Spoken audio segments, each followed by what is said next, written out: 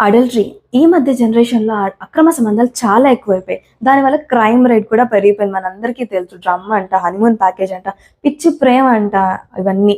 అయితే ఒక మనిషి ప్రాణం తీయడం ఎందుకు? చట్టంలో ఉన్నాం గదా! మేము చెప్తాం తెలుసుకోండి.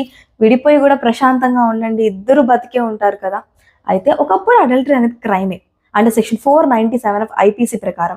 అయితే 2018లో కేసొచ్చింది. Joseph Shine versus Union of India.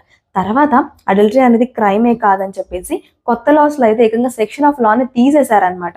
నమ్మకం లేదా? ఇది comparative laws. Old laws and new laws. దీంట్లో సెక్షన్ 497లో అడల్టరీ అనేసుంది.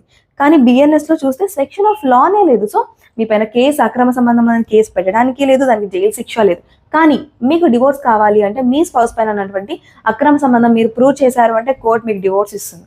అయ్యో! మాకు మెయింటెనెన్స్ రాదనుకుంటారా అంటే అలాంటిదేం లేదు. ఇంకొక మ్యారేజ్ చేసుకుంటే మీకు మెయింటెనెన్స్ ఆగుతుందనమాట. తర్వాత 498 కేసెస్‌లో మీరు మెన్షన్ చేయొచ్చు. నా భర్త అక్రమ సంబంధం పెట్టుకొని నన్ను వేధిస్తున్నాడు అని చెప్పేసి కూడా మీరు మెన్షన్ చేయొచ్చు.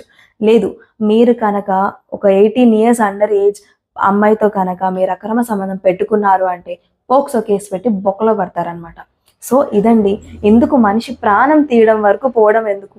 చట్టాలున్నాయి. మీకు అనుకూలంగా ఉన్నాయి. మార్చుకోండి. సెపరేట్ అయిపోండి. అంతేగాని ఒక మనిషి ప్రాణం మాత్రం తీయకండి. ఓకేనా? సో, దీనిపైన మీ ఒపీనియన్ ఏంటో కామెంట్ బాక్స్‌లో నాకు చెప్పండి. నేను కూడా తెలుసుకుంటాను. Thank you.